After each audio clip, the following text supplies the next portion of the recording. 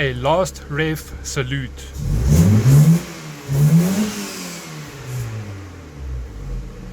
Cheers, old buddy.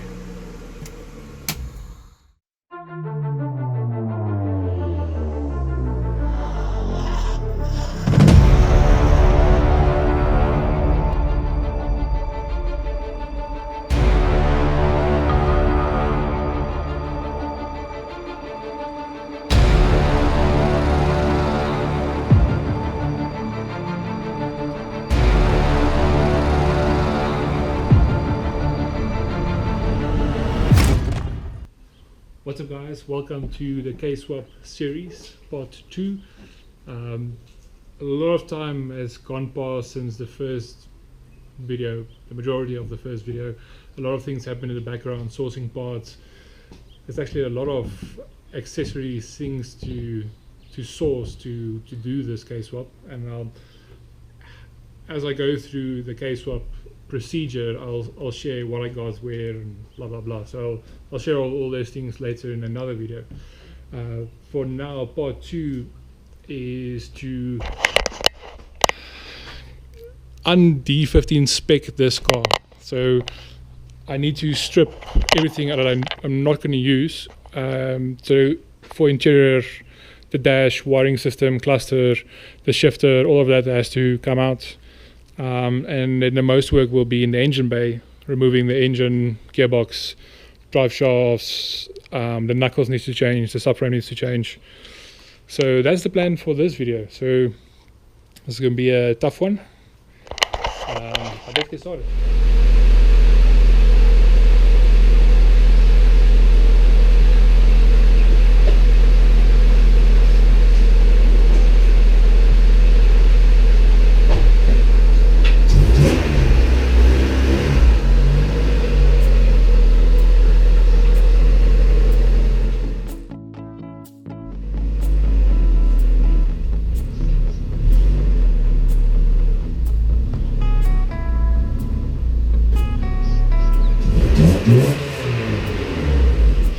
Lekker.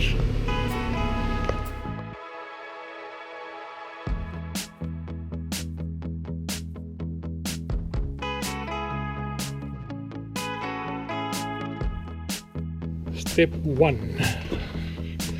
It's a good idea to disconnect the battery. So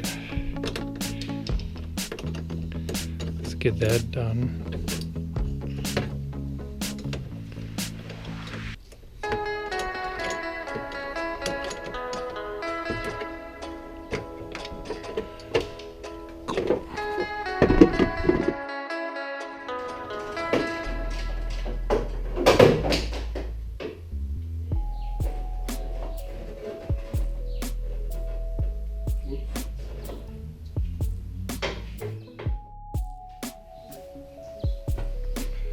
Difficult when you're a one-man wolf pack.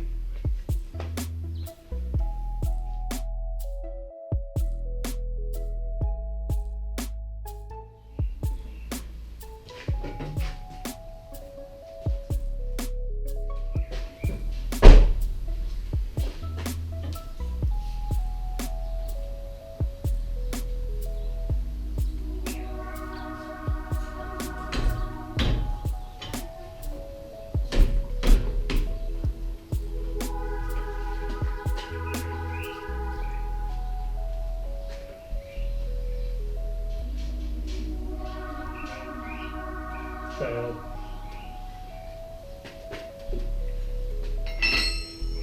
I'll leave that for later.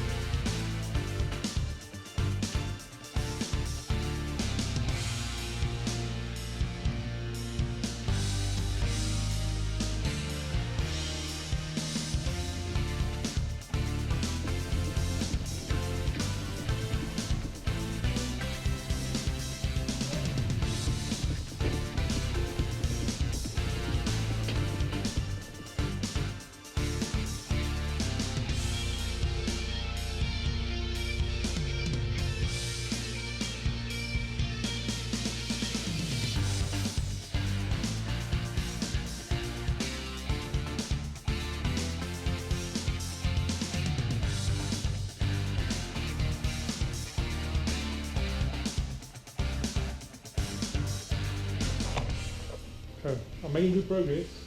Most of the stuff to get the engine out is already loose, so there's not a lot of things left. So the exhaust I still have to disconnect.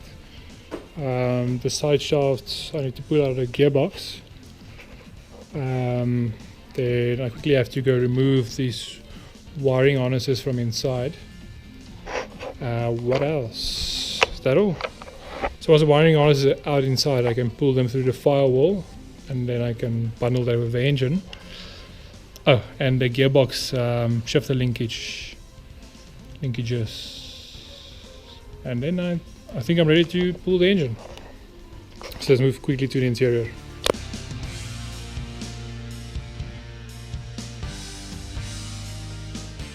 Okay, so the gearbox linkages are disconnected. The side shafts are pulled out of the gearbox, but they need to drop the knuckles at least the top, so they can give more movement, so the shafts can slide out further, so that when I lift out the engine that they don't catch. So I think the next step for me will be to just loosen these up so that these can drop forward, so that they are out of the way, and then I think that's it. Then I can get the engine hoist and pull the engine gearbox all together.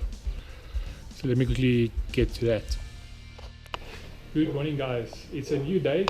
I wasn't able to finish removing the engine yesterday. I ran out of time because I had to get to a few shops on my way home before they closed, one of which I gave the FN2 axles in to Rodney at Real Pro Auto. He's fitting B series outer CVs for me, and that will adapt those FN2 shafts to fit or work on these D series knuckles. So I had to catch him before he closed yesterday, so that's handed in, that's being attended to. So I stopped there yesterday. I didn't continue removing the engine and dash and interior and stuff, so I'll continue with that today.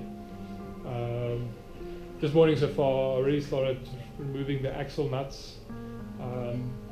That one came out easily. This one broke the breaker bar, so I don't know, maybe I'm a bit strong this morning, or this axle nut is just very, very tight. So I gave it some Q20. I'll let it sit for a bit and see later if I cannot get it to come loose, but that shouldn't stop me from removing the engine, so I'll continue with that for now. I was also at JDM Tuning this morning, spoke to Jake.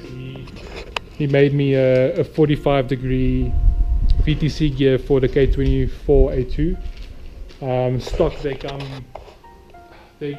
only do on the intake. In the intake side they can only do 25 degrees. But in the tuning side of things, you can really make it work in the mid-range with close to 40 degrees. So this gear will give some tunability in the near future when I get to the tuning side of things. But the assembly, the building of the engine, I'll maybe get to in a few days. So I'll share more details then. But for now, let's continue getting the stuff out. I remember the feel of the air touch my skin. Am I real? 'Cause I felt something leave from within. I feel empty. Have I got nothing left to give? Am I living? 'Cause I only felt alive with him. I'm driving in the night, the hood down. It's when I feel alive, when no one's around. The darkness deep inside comes to light now. But it's alright, it's alright. I can break no heart if I got none. Okay, so quick update. I started disassembling all the brackets and things, so the engine bay is getting there. The next best thing will be to remove the subframe, and for that I need to disconnect the steering column. So I thought I'll just jump in and then do just the whole interior, get that done, disconnected, and then I can come back to this. So I already started disassembling. So and I kind of forgot to switch the camera on. So let me put the camera there in the back of the car and then time lapse. Sweet.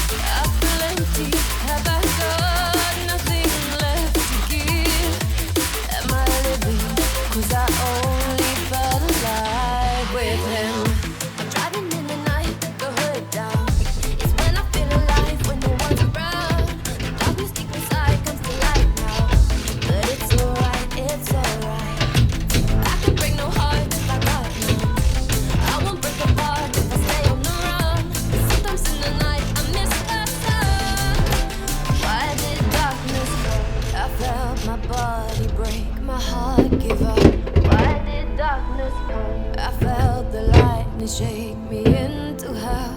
Why did darkness come? I wanna stay in here where I belong. Why did darkness come? Something keeps waking me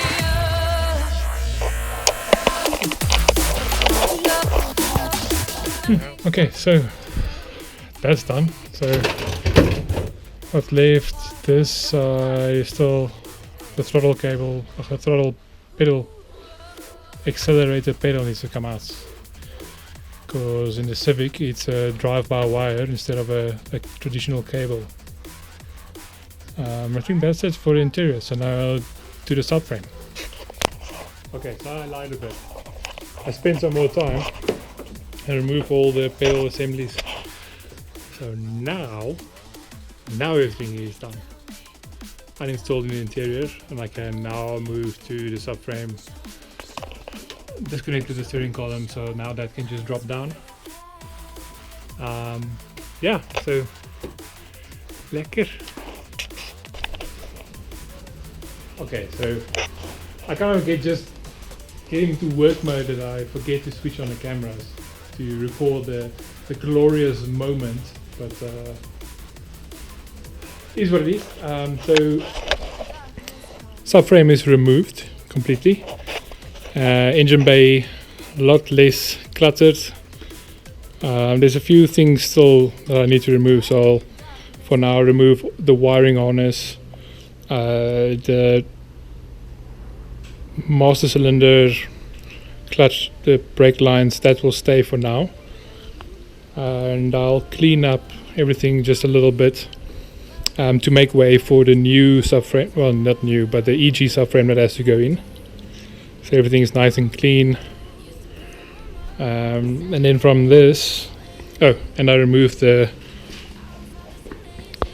old suspension, which was basically just Gabriel shocks and some lowering springs. So I have something nicer for that. And I'll show you guys later, but something nice to replace them. And then from this, the sway bar has to come out because that has to go over into the EG subframe, and the knuckles I'm gonna keep. So knuckles, these things, wheel bearings, uprights, that's going over into the new setup, and the rest is going out. Steering rack, that's going to be replaced, and the power steering. So like I said, I'm going to try and make the electronic steering rack work from the FN2. So I think that's more or less where I'm going to end this episode. I achieved what I wanted to. The interior is stripped, the engine bay is stripped. So apart from just a few cleaning, this is basically as far as I'm going to strip, and then from here on I'm going to start building back up. So I think that's a good milestone achieved. It felt quite quick relatively.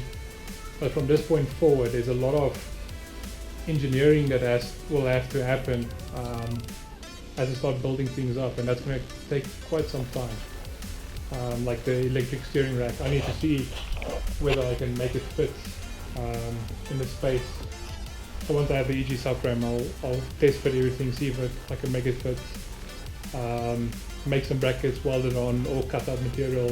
I have to see when I get there. But that's just one of the things that's gonna require some real thought and some hard labor to make work, but it will be well worth it. So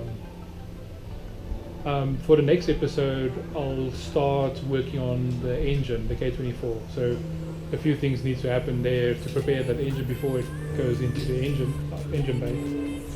So that's what I'll for the next episode. So until then, have a good day and see you there.